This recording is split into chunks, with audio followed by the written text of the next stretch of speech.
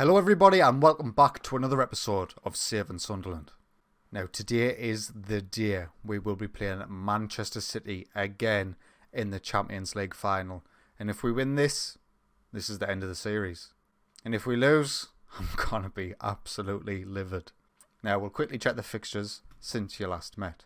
So we wrapped up the Premier League season with a final game against Tottenham Hotspur at home and we won 2-0. 2 goals from Jotam Gudinho sealed the victory for us. And that leaves the Premier League looking like this at the end of the season.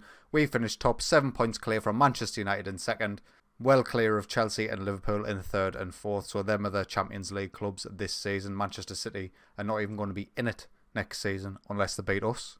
Nothing else too interesting happening. Bournemouth, MK Dons and Crystal Palace going down. Nothing too surprising there. Arsenal down in 10th. That's an actually improvement on where they are the mid part of the season. I think they were down to 15th at one point. And if we just quickly take a look at some of the key stats, just look at it. It's absolutely beautiful. We've got the top 3 goal scorers. We've got the top 3 average rating. We've got 2 of the top 3 assist makers. The top player of the match. We're not in the clean sheets, which is really disappointing. But look at our goal difference. I think we're more than made up for it. And yeah, it's been an incredibly successful season domestically, which brings me on to the FA Cup final. I was going to do the FA Cup final as part of a double header, the FA Cup and Champions League final, but the focus on this season has always been on the Champions League. And we did win the FA Cup last season for the first time, so I thought maybe we'll just skip past the FA Cup final. It was against West Brom and I had a good feeling that we were just going to smash them, and that's exactly what happened. Slough with 2, Gudinho with 1, Tierney with 1, and Villette with 2, securing a 6-1 victory. So we are FA Cup champions once again. And all of that leads us to the big day. It is Champions League final day, and this is going to be the team that starts for us. Pickford in goal, Rios, Pfeiffer and Luis at centre-back, with Rickson as our right wing-back and Milagres as our left wing-back. We're going to start with Esparza and Phil Foden in the centre. Luis Enrique Arans, Lincoln and Slough up top. Younger Blout, Michael Althans, Kieran Tierney, Guendouzi, Roman Velasquez, Tobias Vanest and Sugo are going to be on the bench. This is a big moment. We need to get this win. We got beaten in the semi-finals last year by Manchester City. We got beaten in the final the year before that against Manchester City. I believe we got beaten in the semi-final the year before that against Paris Saint-Germain. We got beaten in the semi-final the year before that against Manchester United. We have struggled in this competition to get over the line. This season, this year, it's got to be ours.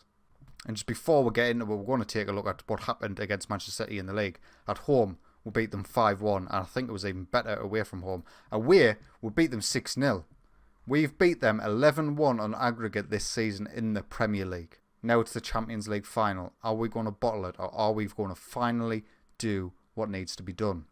I'm a bit nervous. Oscar Pfeiffer did make it back in time after his injury. We'll take a look at their lineup. Zivkovic, of course, is a real player with John Stones, Henriks and Edison. They've got a lot of regens. David Dawes, the fantastic English central midfielder who we'll take a look at. They did lose Ulbricht in the summer. The German wonder kid went to Barcelona, so I'm assuming this guy is not going to be as good. He isn't as good as Ulbricht, but he's not bad, is he? This is their attack midfielder, Kevin Stoyle. Listen, he's a good player. He is. He's got really good stats, but he's not a fantastic player. Not by any stretch. Andrews out on the left. He's always been a very good player in the league. He is a top-class talent. I'm not going to say anything about him. Let's take a look at Zivkovic now. He's 30 years old. His pace isn't what it was, but he is still very well-rounded. Lewis Cook, I know he's a world-class midfielder, classed by the media, but still, I don't think, in terms of just clear-cut attributes, he's not a worldie. He's not like Tabarez. We actually went in for this guy. I believe they signed him on a free. We went in for him, but he rejected us for Manchester City way back when. He's a good right back. Physically fantastic. Well-rounded mentals. Struggling technically. We've got a much better one. Bortoleto. I actually looked at this guy in the summer. I believe he was available for about £30 million. He's not as good as any of our centre-backs that are playing today. Jose Luis, Oscar Pfeiffer and Mateo Rios all dwarf this guy in stats. The other one, John Stones. Yeah, good centre-back. Again, all of our centre-backs better. Henriks. 30-year-old German, very well-rounded left-back. Ours is better. Now, Edison might be the turning point. He's probably better than Jordan Pickford, but not by much, if at all. And our bench is just as good as theirs, no doubt about it. There's no excuses today. No excuses. If we don't win today, we don't win today. Right, enough of the chit chat. Let's get into the match. So we'll kick off against Manchester City. We are shooting from left to right. So we'll start with a highlight. 3 minutes in, Manchester City have the ball, Styles through. Oh my God, Andrews is there. He makes it 1-0 Manchester City.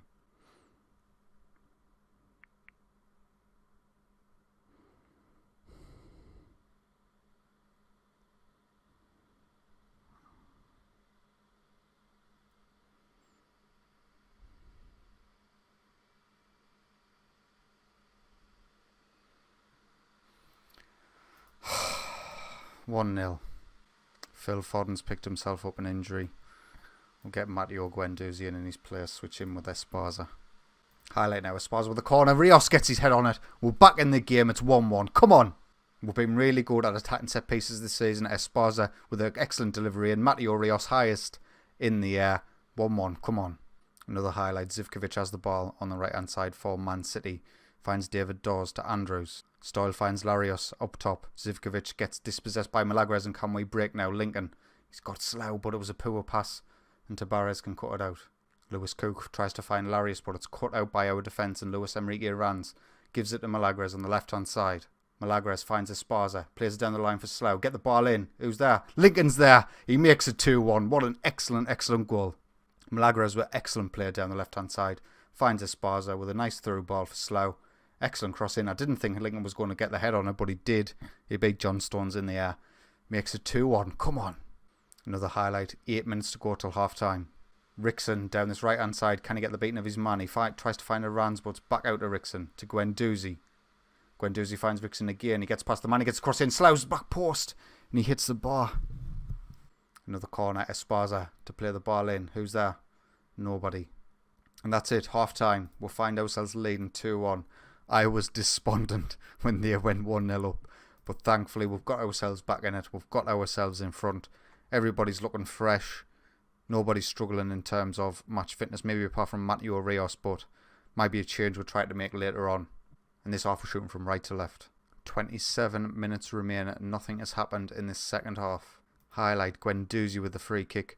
Finds a Ranz. If they get the ball back here, they could break. Esparza to Guendouzi to Lincoln.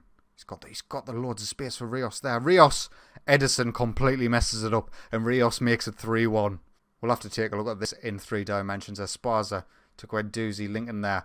So much space for Rios. Absolutely loads. But Lincoln overhits the pass a little bit. But Rios with the sliding challenge. What a guy. That was a great goal. Lovely. Matteo Rios has really saved this Champions League final for us. 2 goals from centre-back. He's not coming off. Rickson down this right hand side now tries to play a Ranz in, but unfortunately it gets cut out. Jose Luis heads it, but only as far as Lewis Cook. But Milagres cuts in. Slough now, he's got all the time in the world. The Ranz is there, he hits the bar, and then Henriks clears. Free kick now. David Dawes plays it in.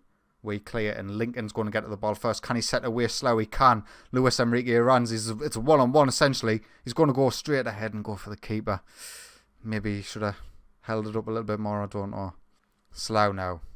Plays through Lincoln. Lincoln's there. He snaps at the shot.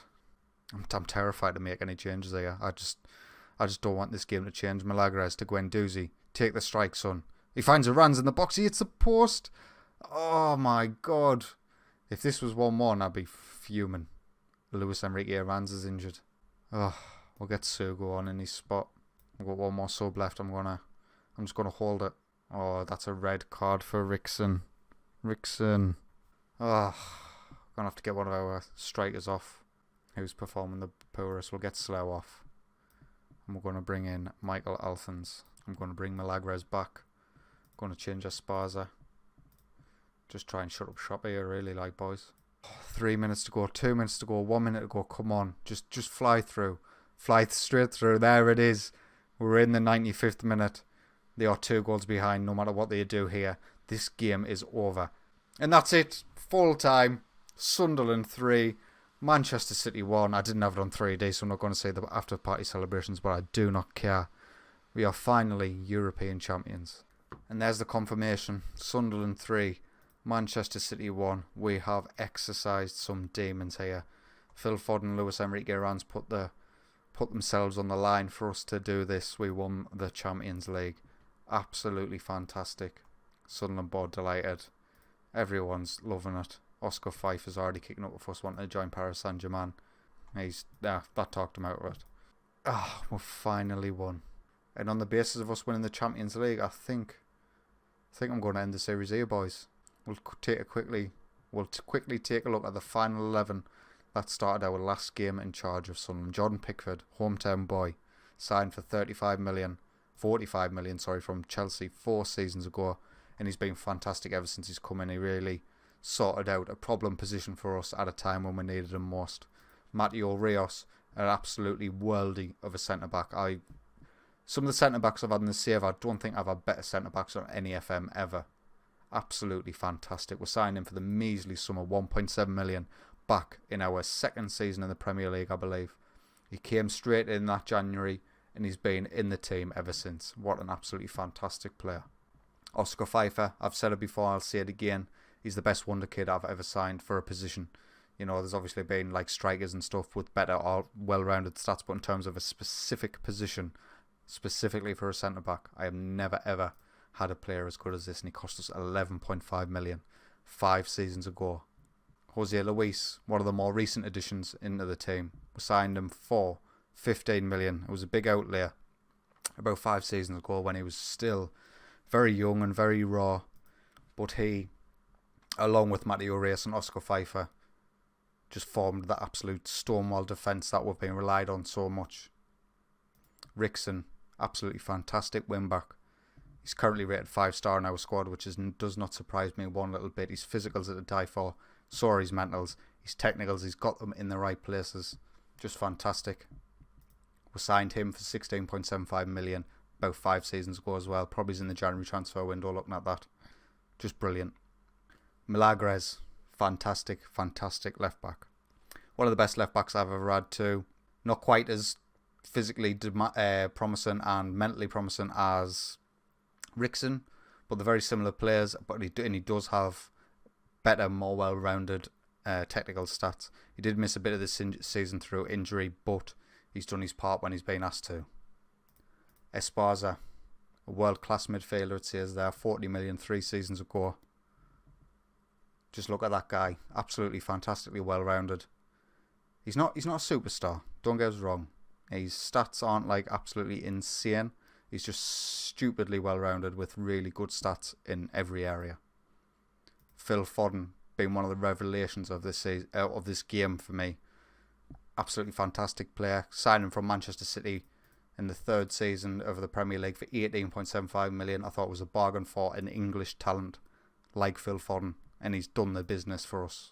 Luis Enrique Iran's probably my favourite signing of the save, purely because we signed this guy for 300 grand in our first season in the Premier League. And look how good he is. He's just unbelievable.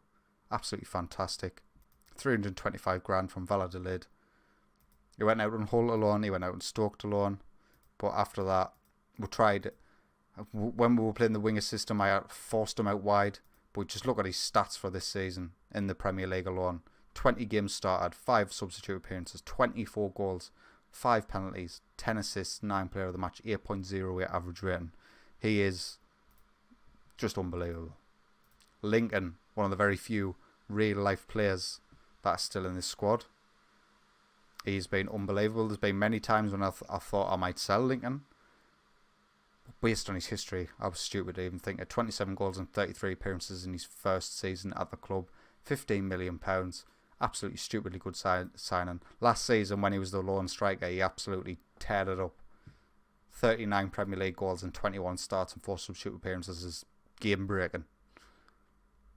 But this season, he's been asked to play in the front 3 and he's got a better average rating even though he only scored 23 goals in 25 games. And I see it only very, very loosely. And finally, we'll quickly touch on Slough, but he's someone who only came in this season really. We signed him for 24.5 million last season and he went out on loan straight away. He's come back and he's performed stupidly well. 20 games started, 18 goals, 20 assists. That's just stupid. 8.18 average rating. But we'll talk about Sugo. He was the one that was one of the main strikers. Unfortunately, his time at Sunderland's been marred by injury. We signed him for 2.2 million way back when. He went out on loan to Napoli, but he's been consistent ever since, really. That season in particular, near .17 average rating. He only played 14 games, 4 substitute appearances, got 20 goals and 7 assists in the Premier League. It's unbelievable, really. Some of the stats on these guys are crazy. We'll touch on Guendouzi as well. Probably our best free signing I've ever made on any footy manager. Look at that. Free signing in the 3rd season in the Premier League. 2nd season in the Premier League. And he's just been Mr. Consistent ever since then. Had a shaky start. There was times when I considered selling him. And he had a poor season there. I think that was that the season he got injured for a very, very long time. I think he broke his leg or maybe damaged his cruciate ligaments for 8 to 9 months. But then, whenever he's called upon, he's just been fantastic. Ruben Diaz, I'll not forget him. We signed him in our 3rd season in the Prem for £25 million from Benfica. And at a point, he was one of the best centre-backs in the world. Barcelona, Real Madrid, PSG, always sniffing. He's found his game time limited ever since Jose Luis has come into the squad. But, you know, he deserves a mention, definitely. And we're going to finish this season looking at Duncan Watmore. What an absolute king this guy was. Just look. So this is where we take over. Had a very, very good championship season. Very, very good. Got us in the Premier League. Then look at that in our 1st season in the Premier League. 20 goals and 16 assists in 35 appearances with 7.72 average rating. And this was for a team that was newly promoted. Absolutely unbelievable. Unfortunately, we couldn't give him the game time in the later seasons that he needed. So he ended up going to Watford for 12.75 million. It didn't work out for him at Watford. He's now at Brighton. Hasn't had the greatest of seasons. He's 33 now, so you're not going to expect him. Particularly that a winger that relied so much on his pace. But he's a legend of the save. Well, it's been a fantastic journey. I've absolutely loved managing Sunderland on this FM, and it's going to happen in FM19 at some point as well. What I will do is I'm going to holiday forward 5 years after I've resigned and see how Sunderland get on without me as their steward. And if they do that much better, I'm going to be really annoyed. Listen, if you've enjoyed today's video, consider leaving a like. And if you've enjoyed this series as a whole, get yourself subscribed because there's always going to be some more coming. But until the new series, take it easy.